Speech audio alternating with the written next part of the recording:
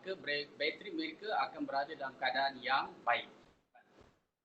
Jadi saya sangat menggalakkan sebenarnya supaya tuan-tuan kalau boleh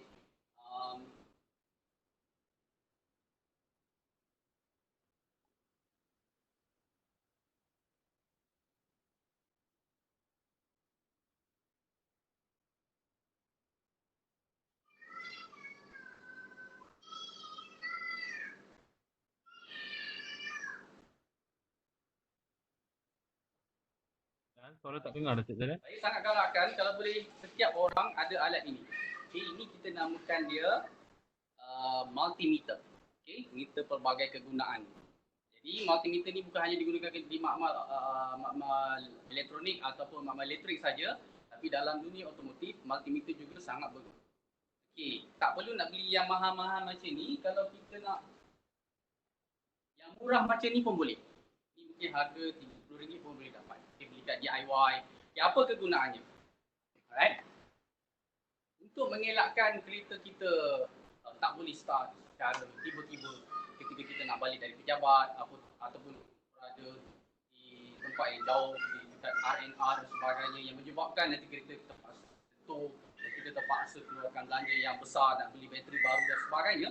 Jadi multimeter ni kita boleh sentiasa bawa. Antaranya untuk menguji performance bateri kita. Masa yang paling baik adalah ketika waktu pagi ataupun setelah kereta telah lama tidak di-off-kan. Bagaimana cara nak gunanya? Okay. Ini adalah bateri kita. Okay, bateri kita. Semua bateri kenderaan adalah 12 volt. Alright. Maaflah, saya tak ada helper ni. Okay. Kita letakkan positif di sini.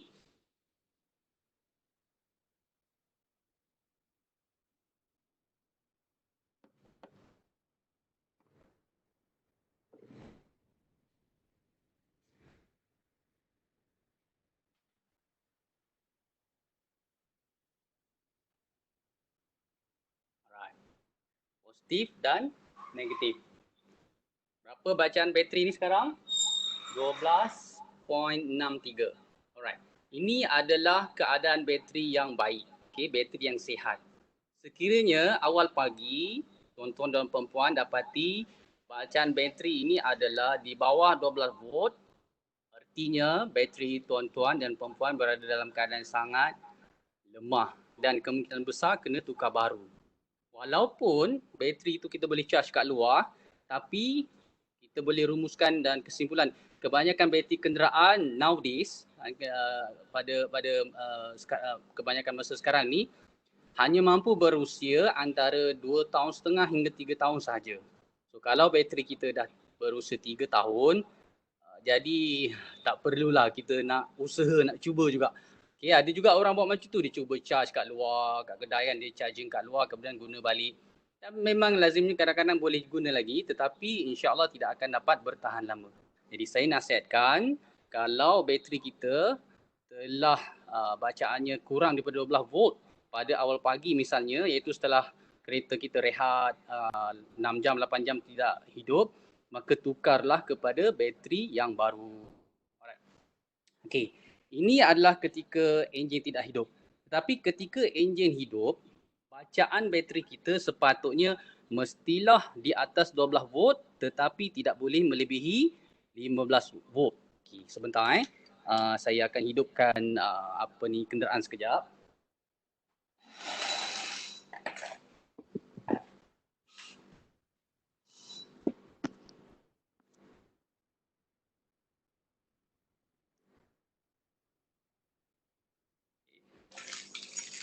Hidupkan kita sekejap.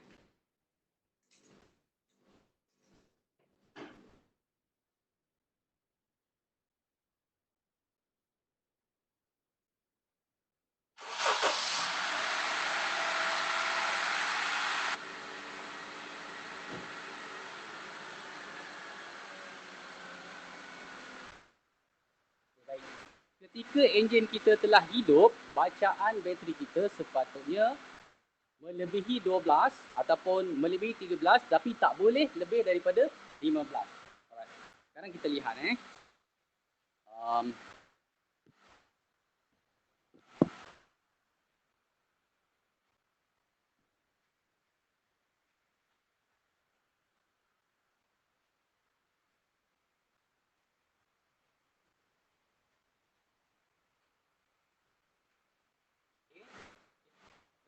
tentukan terminal positif dan negatif. Bacaan voltage untuk bateri kereta ini sekarang adalah 14.26. Boleh nampak semua 14 point ataupun 18. Yang penting sebaiknya dia mestilah melebihi 14 tetapi tak boleh melebihi 15. Okay, saya offkan kenderaan sebentar.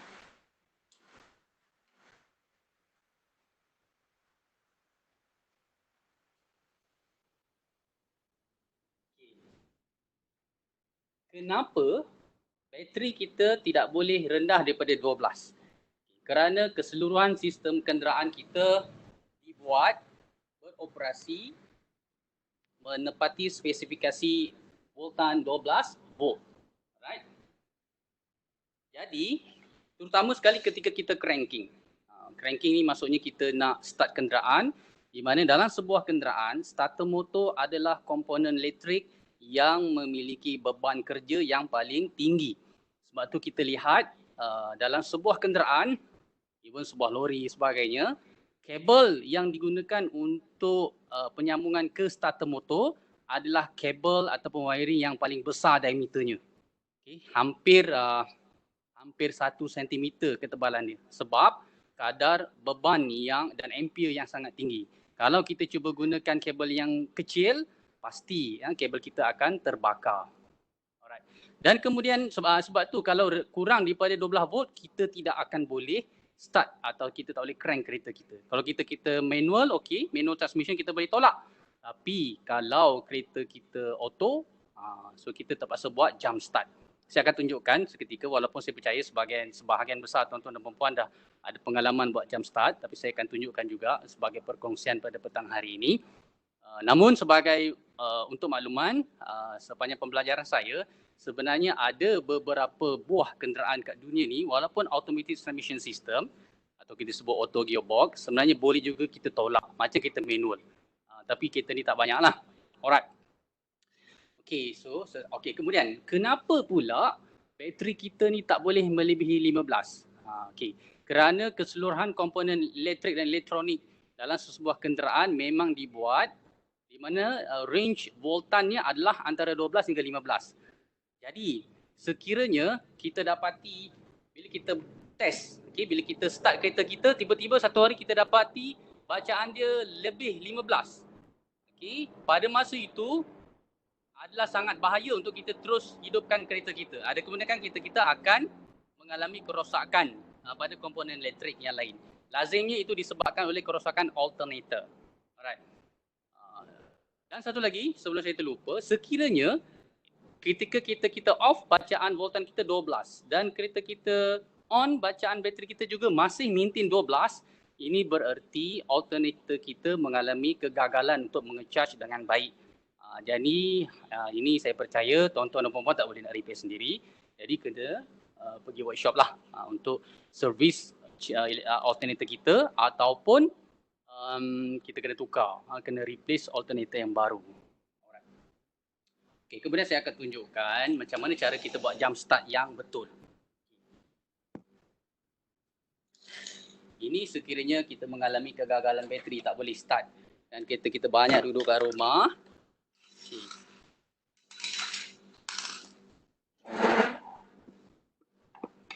Saya tak ada kereta sokongan, tak ada kereta bantuan.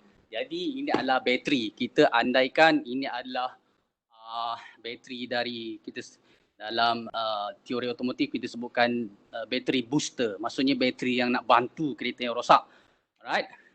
Jadi cara sambungan dia, kita boleh mulakan clamp positif dulu. Okay. Kita ada, ingat ada 4 step, A, B, C, D atau 1, 2, 3, 4. Yang pertama kita clamp dekat positif ni. Okay, positif pada kereta yang lemah.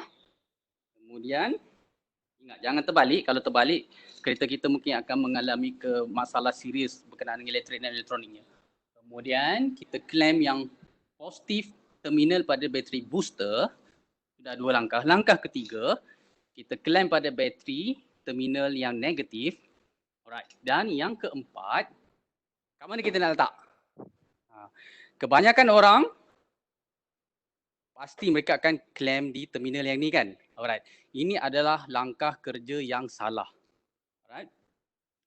Dan ini adalah langkah kerja yang salah. Kalau tuan-tuan dan puan-puan perasan, ada perbezaan di antara bateri kereta yang lemah ni, kita andaikan bateri lemah dengan bateri yang booster ini. Bateri booster ini adalah free maintenance. Kita lihat tidak ada refill cap di bahagian atas ni kan. Tak ada. Tapi yang ini dia ada. Maksudnya yang ini adalah bateri yang bukan maintenance free. Maksudnya kena maintenance. Jadi kita sesiapa yang gunakan bateri yang ada refill cap ni, dia kena pantau kandungan electrolyte yang berada di dalam ni. Jangan biarkan dia kering. Alright. Nanti saya akan cerita sedikit apa perbezaan bateri maintenance free dan bateri yang kena maintenance ni. Okey, saya selesaikan ini dulu. Kemudian yang terakhir ini, kabel yang keempat, tempat yang kita boleh klaim adalah pada mana-mana bahagian ground ataupun body kenderaan. Misalnya pada bahagian ini. Okay. Ataupun pada bahagian yang lain. Di sini misalnya. Okay. Kenapa kita kena buat macam ni? Alright. Sebab kalau kita sentuhkan pada bahagian negatif ini, okay, dia akan menghasilkan spark. Okay. Dan kita ingat bateri terutama bateri yang perlu maintenance, ada filler ni, ada refill cap ni, dia adalah dibina kerana terdapatnya ruang-ruang untuk pengudaraan yang mana gas juga akan terhasil boleh keluar daripada refill cap ni. Jadi kalau kita letakkan di sini, dia berhampiran sangat dengan gas yang akan expose daripada bateri ni dan chances untuk berlaku letupan adalah tinggi. Okay, di kalangan kawan-kawan kita pun pernah berlaku letupan bateri. Jadi misalnya tuan-tuan dan puan-puan boleh bertanyalah pengalaman Puan Hasnah misalnya, yang mana saya sendiri pernah bantu mereka. Puan Suhana, lokasi tempat bateri mereka meletup pun lebih kurang sama di depan C14 15 tu. Jadi saya nak kongsinya, maksudnya bateri kereta memang boleh meletup. Alhamdulillah kereta tu tak letup lah, tapi menyebabkan beberapa keadaan yang messy lah. Maksudnya bateri pecah, cair bateri adalah electrolyte, dia akan menghakis dan mungkin merosakkan komponen kabel yang lain. Okey, jadi saya selesaikan bateri ni di sini ya. Alright. Tuan-tuan kalau ada apa-apa pertanyaan boleh interrupt saya. Okey, sebelum saya terlupa. Tadi saya cerita, saya sebut tentang bateri maintenance free. Contohnya macam ni kan. MF. MF ni maksudnya maintenance free. Jadi kalau kita nak tukar bateri juga, bukan dengar kata orang tu beli bateri yang ni lah, kita cakap, mekanik tu cakap tukar bateri yang macam tu lah. Okey, tuan-tuan dan puan-puan lihat nombor ini. Nombor ini, contohnya NS60S ni, dia wujud dalam manual book ni. Okey, dalam setiap manual book akan ada dinyatakan apakah saiz bateri yang sesuai untuk kenderaan. Jadi yang paling baik belilah bateri yang sesuai untuk kenderaan tuan-tuan. Bukan dengan nasihat orang yang kita tak jelas. Alright. Maintenance free ni perbezaannya dengan bateri yang biasa, yang konvensional itu adalah bahan binaan rod di dalam enjin itu. Di dalam bateri itu. Okey, bateri-bateri lama dibuat daripada plumbum, tetapi bateri-bateri maintenance free dibuat daripada bahan-bahan kalsium. Okey, untuk itu dia akan menyebabkan gas tidak akan terhasil untuk keluar daripada bateri jenis ini. Dulu maintenance free bateri memang mahal, tapi sekarang ni kebanyakan sama je. Bateri maintenance free, bateri yang perlu maintenance pun harga lebih kurang sama. Jadi terpulang pada tuan-tuan dan puan-puan nak beli bateri yang bagaimana. Alright. Okay, so selesai berkenaan dengan bateri, maintenance dan juga jump start. Okay. Kemudian kita akan lihat pada cooling system.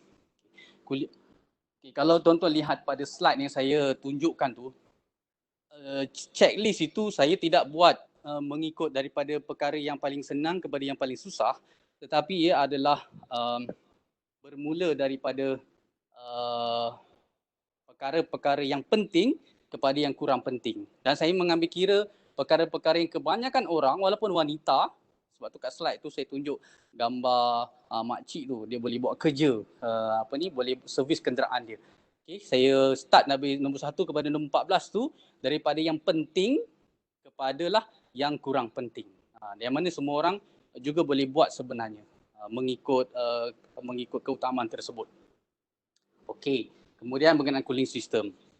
Cooling system merupakan salah satu sistem yang sangat penting dalam sebuah kenderaan. Sebab kalau kita tak jaga, maka kereta kita akan bekerja dalam keadaan suhu yang sangat panas. Jadi waktu kita ada banyak masa, ruang dan peluang ini adalah masa yang sangat baik untuk kita memantau, melihat dan menservis adakah cooling system kereta berada dalam keadaan yang sangat baik. Okey. Salah satu komponen penting dalam cooling system adalah radiator tank. Ini adalah radiator tank. Saya percaya semua orang pernah lihat. Saya pun dah buka. Sebenarnya bahagian atas ni ada cover dia untuk memudahkan penglihatan tuan-tuan dan puan-puan setelah buka kan. Okay. Jadi kita lihat, ini adalah radiator dan ini adalah radiator cap. Saya percaya kebanyakan orang pernah buka, so kita akan buka. Dan saya percaya juga kebanyakan orang dia pernah menukar cecair coolant di dalam radiator ini. Betul tak? Dan kebanyakan orang akan tuang sama ada menggunakan pipe ataupun menggunakan jug dan sebagainya. Tuan-tuan dan puan-puan, saya nak beritahu pada tuan-tuan dan puan-puan pada hari ini, saya percaya tuan-tuan dan puan-puan tak pernah lihat kaedah dan cara ini. Saya percaya.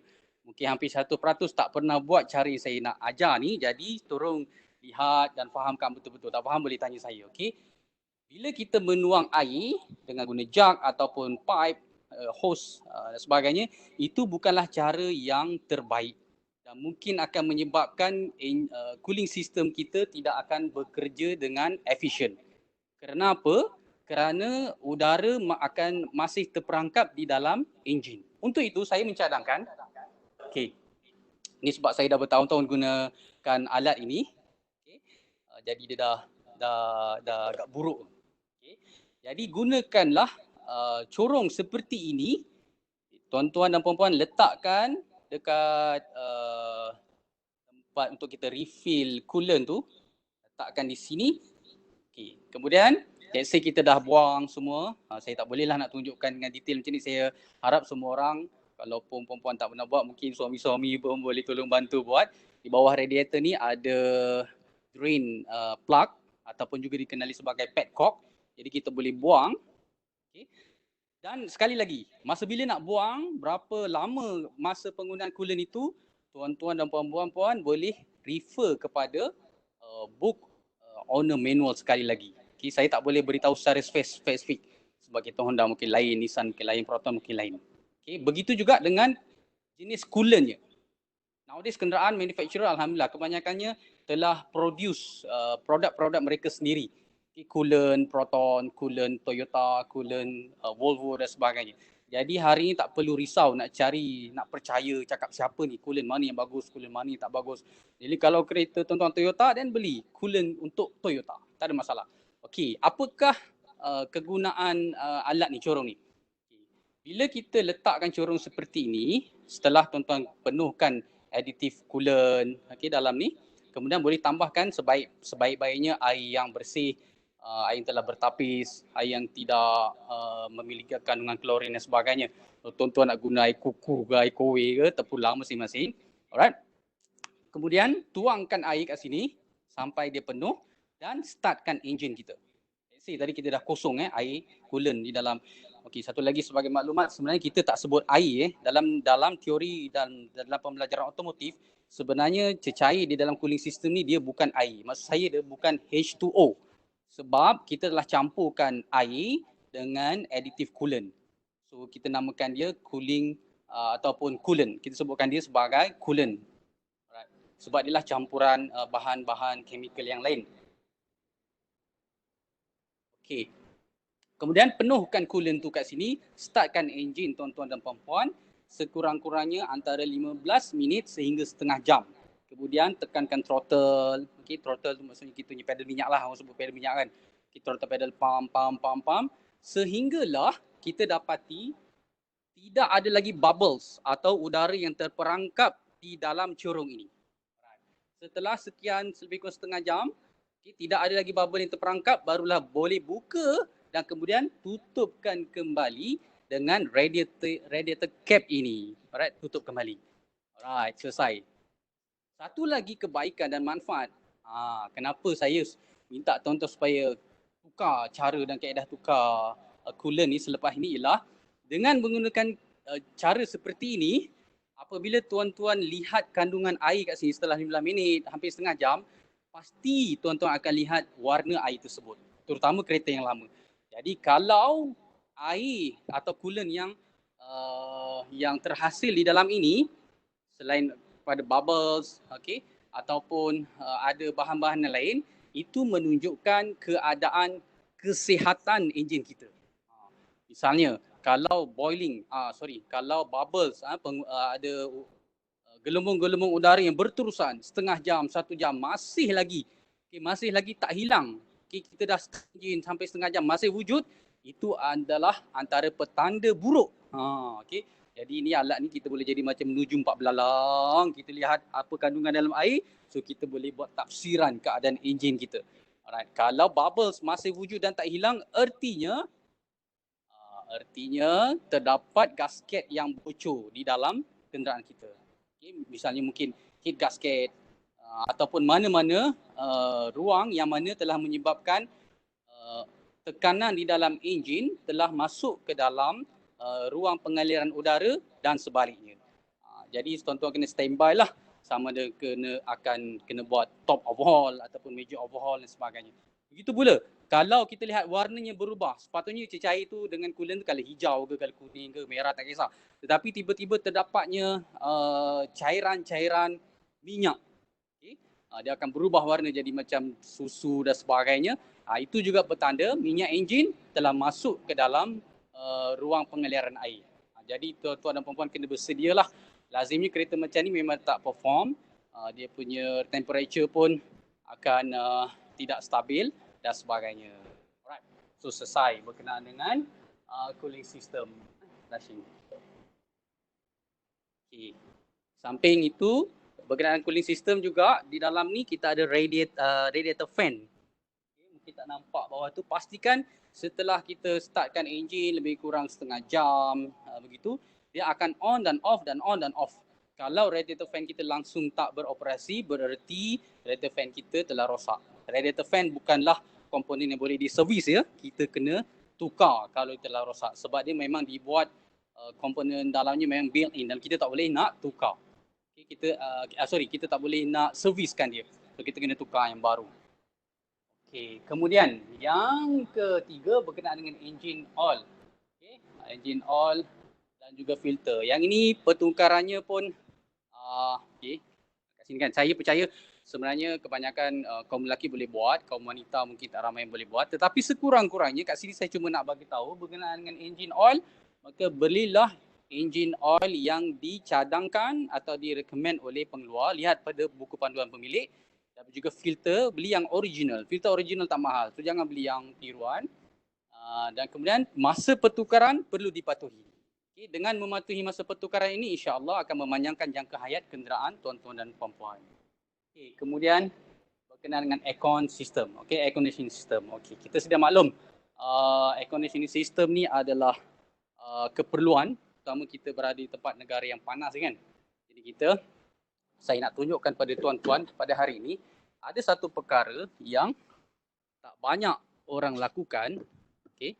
Berkenaan dengan aircon kalau rosak, saya percaya kita semua tak boleh buat. Cik Rafiz tu boleh repair. Boleh jumpa Cik Rafiz. Tapi hari ini saya nak tunjukkan dalam setiap kenderaan moden terutama pada hari ini, kita akan ada cabin air filter. Okay, cabin air filter. Harap-harap boleh nampak lah ya. Okay, cabin air filter ini tuan-tuan boleh tukar sendiri, boleh servis sendiri. Lazimnya dia berada di bawah dashboard dan di glove box ni kita boleh tanggalkan. Senang je, lazimnya tanggalkan, tak perlukan screwdriver sebagainya. Dia hanya ada klip seperti ini. Okay, ini adalah cabin air filter. Okay, kenapa dia penting? Sebab inilah udara yang tuan-tuan duk sedut kan, sejuk je. Ni. kita boleh cuci sendiri sebenarnya. Okey, kita boleh cuci sendiri, tak perlu nak tunggu waktu kita servis kenderaan. Apatah lagi kalau kereta dah habis warranty, kita tak buat dah dekat Proton Service Center, Honda Service Center kan. Jadi kita boleh buat sendiri, bersihkan, basuh, jemur, nak vacuum ke, nak tembak dengan compress air sebagainya. Kita boleh servis sendiri. Jadi kita akan dapatkan bukan saja udara yang sejuk, tetapi kita juga akan dapatkan udara yang lebih bersih. Kemudian bila sebut pasal aircon ni, semua orang sejuk tak sejuk kan. Saya nak cadangkan tuan-tuan dan puan-puan juga, belilah alat ini. Okey. Ataupun saya percaya ni semua orang dah biasa lihat kan. Alat ni dah biasa tengok kan. Ini adalah bukan saja nak cek kita punya suhu badan, tapi tuan-tuan boleh gunakan untuk menguji kesejukan ataupun kadar suhu. Misalnya kat sini, tembakkan kat sini. Barulah kita boleh pantau. Kalau tidak, dia akan subjektif. Aircon aku ni sejuk tak sejuk. Alright, jadi sebenarnya sejuk ke tak sejuk ni? Jadi kita boleh gunakan sama ada ni, alat ni murah saja. Dekat kedai servis aircon ada jual, letakkan kat sini dan tuan-tuan akan boleh lihat. Lazimnya kalau suhu kita baik, cooling system kita baik, kita punya kompresor pun baik, paling sejuk dia boleh pergi sehingga 9 darjah Celsius dan sebagainya. Jadi kita boleh lihat kat sini. Alright. Sebab ada kalanya walaupun kita boleh setting kat sini, dekat kita punya konsol ni ada tulis sehingga degree sekian-sekian, tapi kadang-kadang tak tepat. Ini yang paling tepat. Ataupun tuan-tuan boleh gunakan juga dengan laser temperature gauge ni, tembakkan dan boleh nampakkan suhu dia. Alright, so kita boleh pantau. Okay, selesai berkenaan dengan cooling system. Kemudian berikutnya adalah berkenaan dengan tires wheel. Okay. Kita dah ada kurang pada 15 minit je lagi. Alright. Okay. Saya nak cerita tentang tayar pula. Ini adalah tayar kenderaan kita. Sebaik mungkin tayar yang kita beli juga adalah tayar yang dinasihatkan oleh pengeluar. Kalau dia kata 15 inci tu, kita beli 15. Alright. Jadi saya percaya kebanyakan orang pun sekarang dah tahu, dah maklum macam mana cara nak ketahui umur tayar. Ini adalah petanda yang menunjukkan bila tayar ni dibuat. Misalnya 3319. Tayar ni dibuat pada tahun 2019. Jadi sekarang ni kalau tahun 2020 masih okey lagi lah. Okay. Dan yang lebih penting lagi, bila kita beli tayar, ini adalah spesifikasi yang kita patut ketahui. 215/45/17. Sebaiknya kita belilah saiz yang termaktub dalam buku panduan pemilik. Kalau 17 kita beli 17. Okey, apa pula yang 45 ini? 45 ini adalah aspect ratio. Okey, dia adalah 45% daripada saiz 215, iaitu lebar tayar. Okey, apakah peranan 45 ini? Sekiranya kita tukarkan kepada saiz yang lebih rendah, katakan sepatutnya 45, tuan-tuan berikan 40, dia akan jadi tipis. Ramai anak muda suka tayar tipis-tipis kan, nampak cantik. Tapi dia akan memberi kesan pada pemanduan, di mana cushioning tayar kita akan berkurangan, kita akan rasa lebih keras, tak selesa, dan tayar kita mungkin akan mudah cepat pecah dan rosak bila kita melanggar bahagian-bahagian jalan ni, tidak rata, bonggol-bonggol dan sebagainya. Jadi sebaiknya kita patuhilah spesifikasi tayar yang telah ditentukan. Alright. Kemudian berkenaan dengan tekanan tayar. Ni satu lagi tekanan tayar. Okay. Tekanan tayar yang paling sesuai untuk kita ambil, bacaannya adalah ketika waktu sejuk. Ini contoh dia. Saya cadangkan supaya tuan-tuan dan puan-puan juga ada alat seperti ini. Okay, ataupun yang ini. Dia pun yang popular. Okay. Kenapa masa bacaan ni adalah waktu sejuk atau waktu kita tidak bergerak? Misalnya macam ni kan. Ini lebih kurang 2 bar. Okay, ataupun lebih kurang 2 bar ataupun hampir 30 PSI. Kerana kalau kita cek kenderaan, katakan kita berjalan jauh. Okey, lepas tu berhenti dekat stesen minyak dan kita cek. Pasti bacaan kita akan tinggi kerana kereta yang bergerak, roda yang bergerak, dia akan mengalami friction atau geseran yang tinggi. Okay, dengan permukaan jalan. Untuk itu, kita kena ingat tekanan udara di dalam akan mengembang kerana kepanasan yang terhasil di sekeliling ini. Jadi mendapatkan bacaan ketika tayar sedang panas adalah tidak tepat. Melainkan kalau tuan-tuan dan perempuan menggunakan cecair nitrogen untuk isikan di dalam tayar ini sebab untuk mengisi tekanannya. Tetapi satu tayar lebih kurang RM5. Tapi satu perkara yang bagus jugalah dan tuan-tuan boleh try. Jadi macam tayar F1. Alright. Okay, next. Dan berkenaan dengan sistem brake. Alright. Okay. Bila nak tukar cecair brake ni? Saya percaya ramai orang tak pernah tukar cecair brake, melainkan kalau brake dia dah rosak, brake dia dah bocor, ataupun dia telah mengalami kegagalan sistem brake dan sebagainya. Okey, saya nak perkenalkan kepada tuan-tuan dan puan-puan pada hari ini alat-alat menguji keberkesanan cecair brake. Inilah brake fluid tester. Okey, kita masukkan ke dalam ni. Okay, dan kemudian kita tekankan, tapi saya tak boleh nak buatkan dalam keadaan yang sebenar, hanya tunjukkan saja sebab nanti akan ada limpahan cecair brake dan sebagainya. Dan kita akan uji dan dia akan dapatkan bacaan sama ada cecair brake tu masih boleh digunakan atau kita mesti tukar. Okey, apa sebenarnya yang berlaku? Kita sedia maklum cuaca kita terutama kat Malaysia ini, humidity kita sangat tinggi. Okay, jumlah kandungan air di dalam oksigen sangat banyak. Jadi cecair brake yang telah terbuka daripada tin yang asal tu, daripada can yang asal, dia akan expose kepada udara sekeliling dan dia akan bercampur dengan mula bercampur dengan air. Untuk itu dalam jangka masa yang tertentu, kalau kita Honda ni biasanya dia recommend maksimum 3 tahun. Setiap 3 tahun kereta kita brake kita okey ke tak okey, kita mesti tukar cecair brake kita. Mesti tukar. Yang ni pun saya tak boleh nak katakan sama untuk setiap kenderaan. Jadi lihat, sekali lagi lihatlah pada buku panduan pemilik kenderaan tuan-tuan masing-masing. Jadi kalau dia kata setiap 50,000 kilometer misalnya, ataupun 40,000 misalnya, maka tuan-tuan mesti mematuhi dan kena tukar. Tapi kalau tuan-tuan nak beli alat ni pun boleh juga. Saya tak ingat berapa harga dia. Saya rasa tak sampai RM100 kot ataupun mungkin RM100 lebih. Kita boleh masukkan dan tekankan, dia akan dapatkan bacaan. Kalau dia masih hijau, okey. Kalau bacaannya kemerah macam ni, maksudnya kandungan air telah sangat banyak dan dia akan menyebabkan kecekapan brake kita akan berkurangan dan akan memberikan kesan yang bahayalah ketika kita membrake kenderaan kita. Alright. Itu sistem brake. Kemudian beberapa perkara lain yang tuan-tuan dan puan-puan boleh buat sendiri kat rumah lah. Menukar windshield wipers, okey.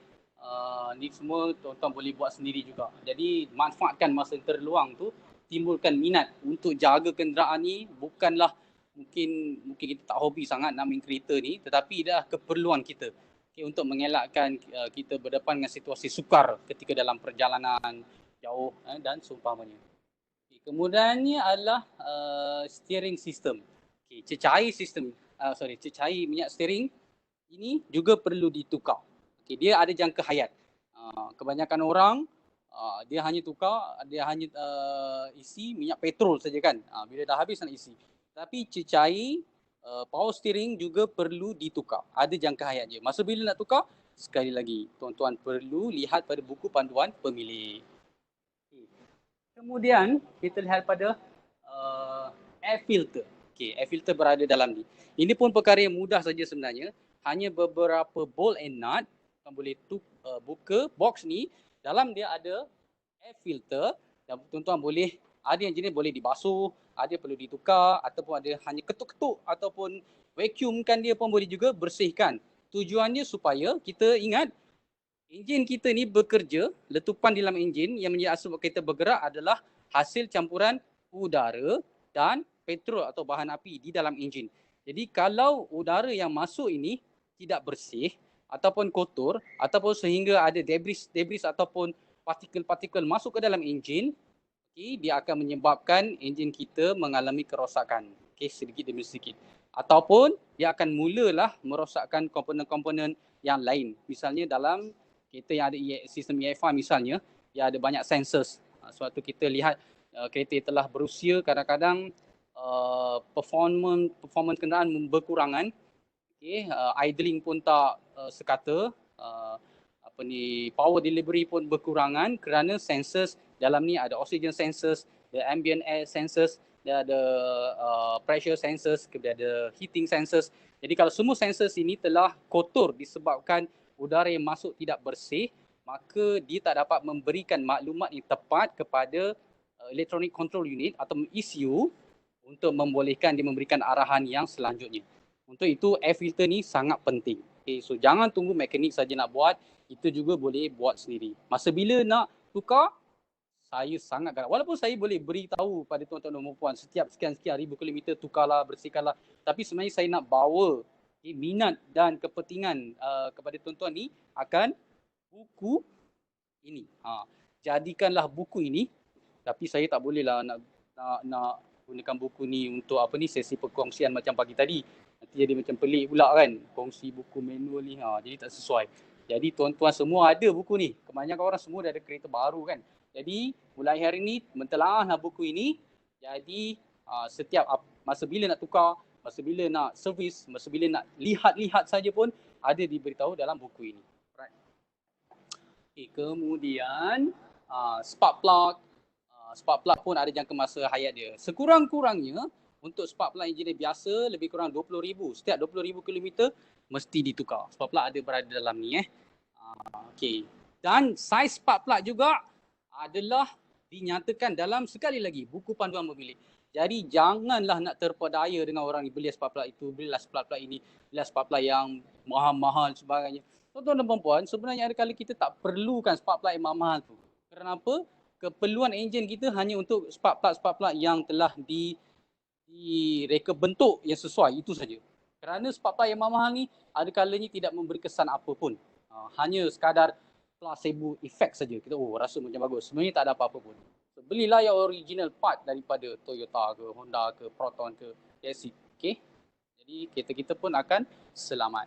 Alright, kemudiannya berkenaan dengan fuel filter. Okay, fuel filter juga adalah antara komponen yang perlu kita servis. Tapi yang ini agak sukar sebenarnya.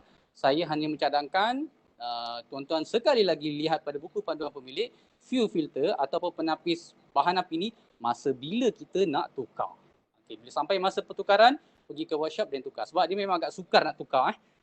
Dia berada di tempat yang sukar dan saya percaya sebahagian besar antara kita tidak ada peralatan yang sesuai untuk menukar fuel filter. Okay, kemudian shock absorber. Shock absorber berada di setiap penjuru, ada 4 penjuru. Macam mana kita nak test shock absorber ni? Ialah hanya kita tekankan kereta kita ni macam ni. Tekan, push. Kita tekan dengan badan kita.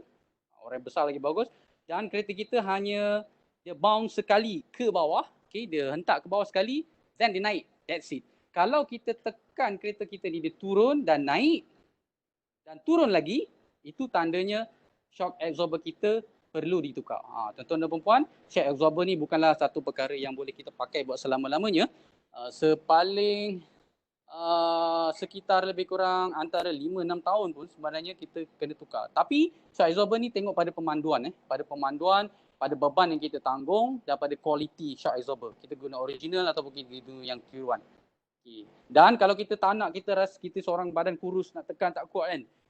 Kat UTM kita ada berbelas-belas atau berpuluh-puluh, kadang-kadang dekat 20 ham ataupun bonggol sebelum sampai pejabat kita kan. Cuba kita perhatikan, ada kereta kita setiap kali lalu bonggol tu dia akan berbuai-buai, dia akan bouncing. Kalau kereta kita berbuai-buai, dia terhentak dan naik dan turun lagi, itu tandanya shock absorber kita telah rosak. Ingat, apakah masalahnya kalau shock absorber kita teruskan penggunaannya walaupun dalam keadaan yang telah rosak? Pertama, handling kita akan terjejas. Terutama ketika high speeding, ketika cornering, kereta kita tak akan stabil dan kita akan mudah membuang dan mungkin akan mengalami kemalangan. Okey. Kemudiannya kita akan mengalami kerosakan pada bunga tayar. Okey, shock absorber yang telah terlalu lembut, maka kita boleh rasa permukaan tayar ini dia akan bergelombang. Jadi walaupun tayar itu baru, kalau shock absorber ini telah lama, maka kita punya tayar akan cepat rosak. Dia akan bergelombang. Nanti bila kita tukar shock absorber yang baru, tayar pula kena tukar lagi. Jadi bila ada simptom shock absorber rosak, maka tukarlah dengan keadaan segera. Okey. Dan kemudian memang ada tendensi setengah orang suka nak tukar shock absorber yang mahal, yang boleh adjust soft, hard, low, right. Okey, saya akan nanti nanti saya akan sentuh dalam bab modifikasi. Adakah modifikasi ni sebenarnya adalah satu benda yang berbaloi pada kita ataupun tidak. Okey. Kemudian berikutnya adalah exhaust smoke. Okey, alhamdulillah saya ada pembantu.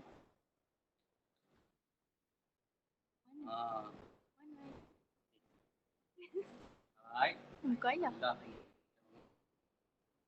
Muka ayah. Ini ayah. Alright. Okay. Kemudian seterusnya saya akan ceritakan berkenaan exhaust smoke colors. Okey, combination ataupun kita nak mentafsirkan daripada asap, warna asap exhaust ni menunjukkan keadaan kita ni bagaimana. Kita faham. Buat wajib kan? Exhaust ni senang sajalah. Ni kat sini okey. Saya tak payah nak start, kamu tak apalah. Tuan-tuan boleh nampak okey, color exhaust di situ. Alright. Okey. Apa kena mengenai exhaust ni? Ada 4 color. Okay, yang empat warna yang saya nak ceritakan kat sini. Color exhaust yang baik, okay, color exhaust yang baik adalah sepatutnya dia colorless, yang agak colorless dan sedikit dan kebiruan sikit je, biru dan tidak ketara sangat. Tetapi ada 3 warna yang lain yang menunjukkan kereta kita mengalami masalah. Yang pertama, kalau asap exhaust kita berwarna pekat hitam, ketekan throttle pedal warna hitam, ini menunjukkan kereta kita sedang mengalami ketidaktepatan sensors ataupun kereta yang menggunakan carburetor, yang mana sehingga menyebabkan penggunaan bahan api yang sangat tinggi. Kereta yang asap exhaust berwarna hitam ni lazimnya bahan api dia atau petrol akan gunakan sangat tinggi. Ini banyak guna. Jadi akan memberikan kesan asap yang hitam. Jadi yang ni kena check. Kena servis carburetor ataupun kena servis manifold ataupun throttle body dan sebagainya, kita kena lihat, ataupun mungkin juga catalytic converter yang telah tidak beroperasi dengan baik. Dia menyebabkan ECU tak boleh dapat bacaan yang tepat. Jadi petrol yang tepat juga tak dapat nak deliver dalam percampuran udara bahan api dalam enjin. Itu yang hitam. Yang keduanya, kalau dia berwarna putih, okay, agak keputihan macam tu, ini salah satu petanda bahawa berlakunya kebocoran cecair coolant di dalam ruang pembakaran. Dan yang ketiga, kalau dia warna kebiruan, kebiruan, ini menunjukkan bahawa berlakunya pencampuran minyak enjin di dalam ruang pembakaran. Ingat, minyak enjin ni dia hanya dipisahkan oleh piston ring. Piston ring, piston kita sentiasa bekerja dalam enjin. Di piston ring ni pemisah di antara cecair minyak enjin dengan ruang pembakaran. Jadi kalau minyak enjin telah mula bercampur, salah satu sebabnya piston ring kita telah haus. Okay? Jadi kita kena buat overhaul. Ataupun berlakunya head gasket yang telah bocor, kita pernah, walaupun hanya sekali, cooling system kita fail. Kita pernah walaupun sekali mengalami overheated. Kita pernah lihat sekali, kita punya temperature gauge tu, dia heat pada color merah. Walaupun sekali, artinya temperature, heat gasket akan mula mengalami kebocoran. Jadi cecair atau coolant di dalam cooling system akan bercampur dalam ruang pembakaran dan akan menghasilkan asap yang berkenaan dengan exhaust. Kemudiannya adalah berkenaan dengan ABS. Okey, ini berkenaan dengan testing. Yang 13 dan 14 yang terakhir ni, yang berkenaan dengan testing. Testing ni, tuan-tuan dan puan-puan, saya percaya kebanyakan kereta moden, kebanyakan kereta-kereta yang paling murah sekarang ni pun dah ada ABS. Apa dia ABS? Anti-lock braking system. Untuk mewujudkan kereta kita ada ABS tu, kita bayar beribu-ribu ringgit. Jadi adalah satu perkara yang sangat malang dan rugi kalau kita tak tahu kita punya ABS. Kita tidak. Sebab pengalaman saya, banyak kereta kawan-kawan yang saya test, ABS yang tidak berfungsi. So rugi. Kadang-kadang hanya disebabkan sensors ataupun masalah kecil yang mana kita boleh selesaikan masalah tersebut, ABS kita berfungsi kembali. Cerita kefungsian ABS ni saya percaya tuan-tuan pun dah tahu dah. Ada banyak maklumat, boleh lihat YouTube, boleh lihat internet. Kepentingan. Sehingga kalau kita tahu dah bagaimana ABS berfungsi ni, seboleh mungkin kita tak mau dah guna kereta yang tidak ada ABS. Right? Jadi sebenarnya ada cara yang paling mudah kita uji. ABS ni tak semestinya kita nak laju dekat atas jalan raya, kita boleh test di tempat yang geserannya kurang.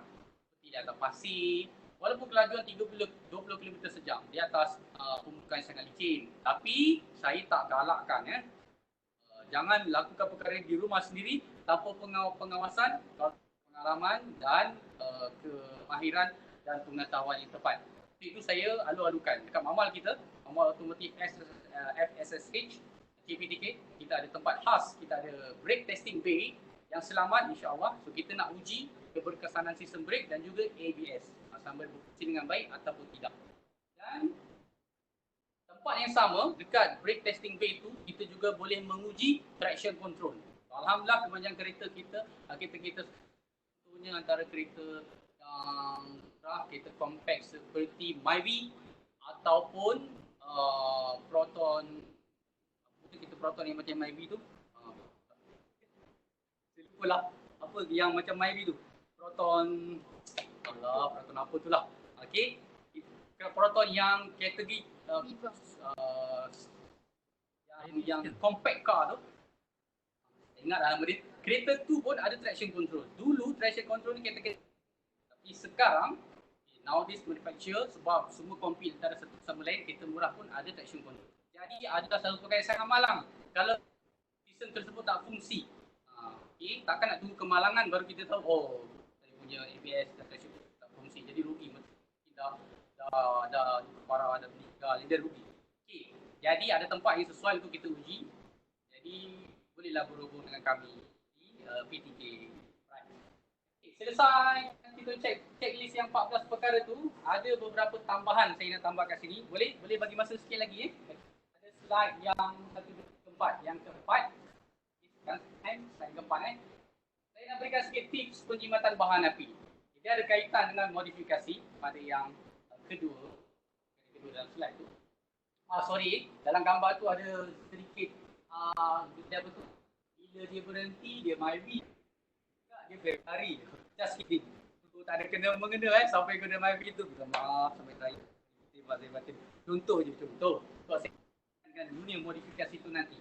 Okey, ada orang cuba buat macam-macam nak jimat bahan api. Letak itu lapil inilah. Ada orang tampal stiker pun ada, beli mahal-mahal, macam-macam cara. Tapi saya nak kongsikan pada tuan-tuan dan puan, kebanyakan semua alat penjimatan bahan api itu nonsense. Tak dapat dibuktikan. Tak dibuktikan secara saintifik, tak dapat dibuktikan dengan menggunakan dynamometer ataupun buat lab test yang lain, tak dapat nak buktikan. Jadi itu semua adalah sekali lagi placebo effect. Bagus lah. Lepas tu kita tanya, sejak saya pakai dekat tu macam bagus. Tuan-tuan dan puan-puan, kebanyakan tidak berfungsi dan saya nak bagi tahu sebahagian dari alat jimat bahan api itu akan lebih memudaratkan enjin kita. Okay. Ada sebahagiannya memang pada awalnya nampak macam meningkatkan performance, meningkatkan horsepower, tetapi dia akan menyebabkan kemudaratan dan kerosakan enjin terutama jangka masa yang panjang. Tak ada masa panjang nak terangkan, cuma saya dapat menjelaskan kat sini. Selepas ini tuan-tuan jangan tak percaya sangat dengan alat-alat jimat bahan api ini, tetapi inilah cara yang paling baik, cara pemanduan dan penyelenggaraan berkala. Penyelenggaraan berkala saya dah cerita panjang tadi dah. Lihatlah buku panduan pemilik, apa yang patut nak buat, apa patut nak tukar, apa yang patut kita lihat ketat-ketat, nak oily-kan dia. Okay. Tapi cara pemanduan memberi kesan. Okey, macam mana cara pemanduan memberikan kesan? Alright. Betul pernah ada orang naik kereta kan? Saya pengalaman sendiri. Apa mungkin pernah juga. Dia tekan dunia tekan, lepas. Keadaan ini akan menyebabkan pertukaran gear, terutama kereta automatik. Okey, daripada gear 5 misalnya ke gear 4, ke gear 4. Dan keadaan yang tak perlu. Okay? Dan kalau kita lihat RPM, selepas kita kena belajar lihat RPM meter dalam kereta. Saya percaya tak ramai yang orang memantau RPM meter. Semua lihat cuma kelajuan je kan. RPM meter ni adalah revolution per minute. Maksudnya putaran enjin. Jadi kalau kita hit kitanya throttle pedal itu sehingga dalam keadaan sebenarnya tak perlu, tapi RPM kita meningkat, artinya kereta kita akan berputar lebih dalam keadaan kita tak perlu. Sepatutnya hanya katakanlah 3000 RPM. Tiba-tiba gatal kaki nak tekan 3,500. So dalam masa seminit janji kita akan bekerja 500 RPM lebih daripada biasa. Jadi pemanduan. Macam tu juga, ada orang habit suka tujuh belakang kereta kan. Tak rapat-rapat, lepas tu break. Rapat-rapat, break. Apabila kita break kereta kita, kemudian kita akan ambil masa kita nak tingkatkan pada kelajuan. Katakan kita memandu 120 km sejam. Lepas tu kita terpaksa break sebab kereta terlalu rapat. So break. Break sampai ke 80. Antara 80 nak naik pula sehingga 110.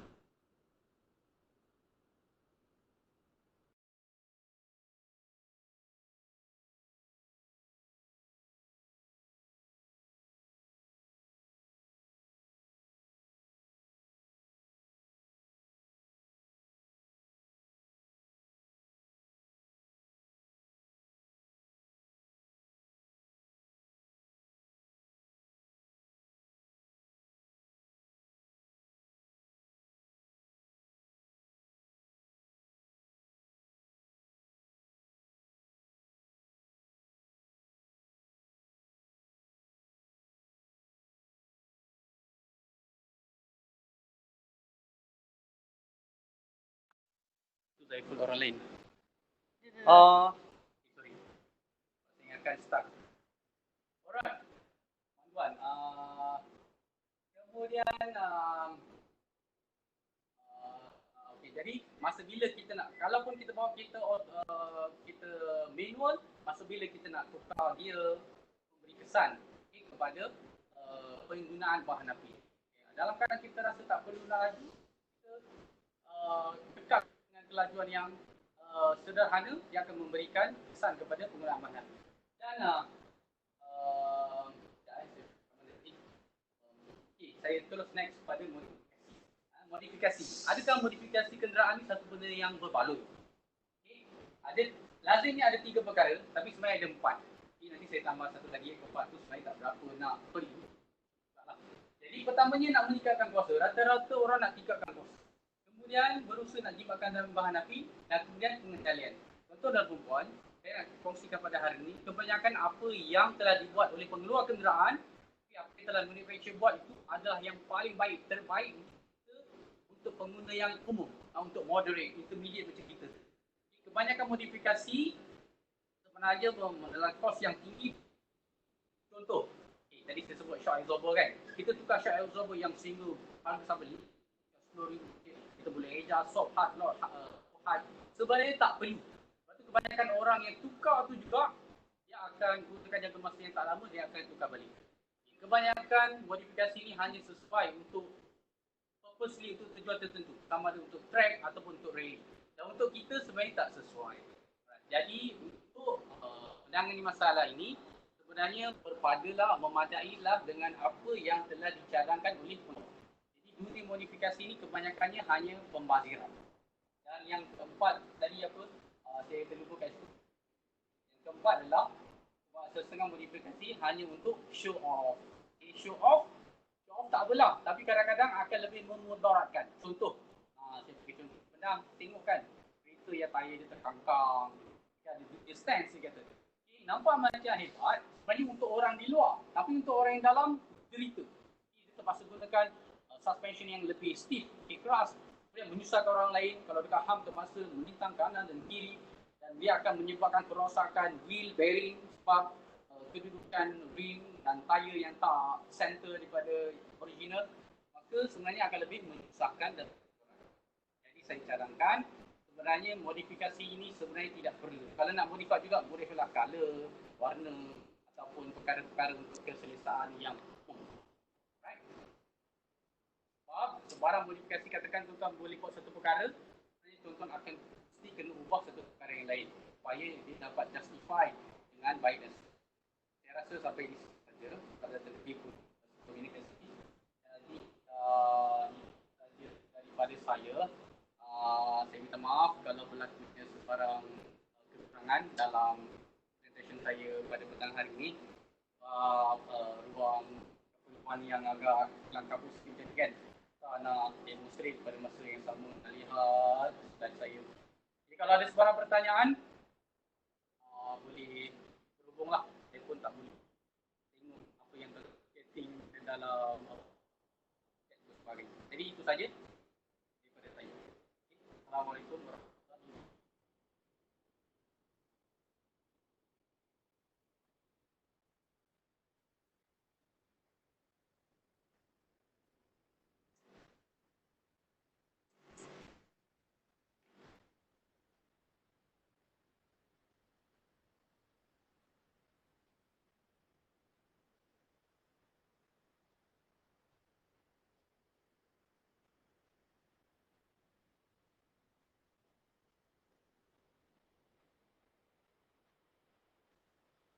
Dah habis ke Cik Jalan?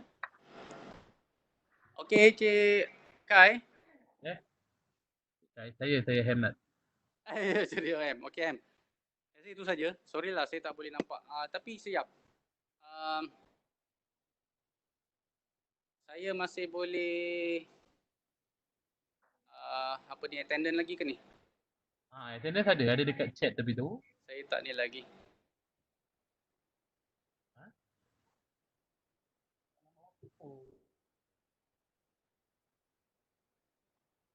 Okey, alright. So Cik Zainal dah habis Okey, itu saja. Terima kasih banyak. Okey, terima kasih kepada Cik Zainal. Perkongsian yang sangat menarik. Saya yang pernah pakai kereta pun tak tahu banyak benda. So, harap semua orang boleh ambil ilmu lah daripada apa yang dikongsikan oleh Cik Zainal. Nanti ada apa-apa pertanyaan boleh PM tepi dengan Cik Zainal sendiri. Kalau perlu demo mungkin boleh jumpa Cik Zainal sendiri lah untuk tahu lebih detail. Harap lepas ni semua boleh check kereta masing-masing seperti mana yang dinasihatkan oleh Cik Zainal di oleh Cik Zainal. So apa-apa boleh dengan Cik Zainal lah untuk tanya. Beliau lebih pakar dalam bidang-bidang ni. Jadi terima kasih Cik Zainal atas perkongsian yang sangat menarik. Terima kasih kepada semua yang Okey, sama-sama Ham dan kawan-kawan semua. Jumpa lagi insya-Allah. terima kasih kepada semua yang menyertai. Kalau tak ada link attendance, saya akan letak link attendance dekat grup WhatsApp kita kejap. So siapa yang datang ni isilah, kalau yang tak dapat. Kalau yang tak datang tu faham-faham lah. Alright. Okay, terima kasih. Okay, sama.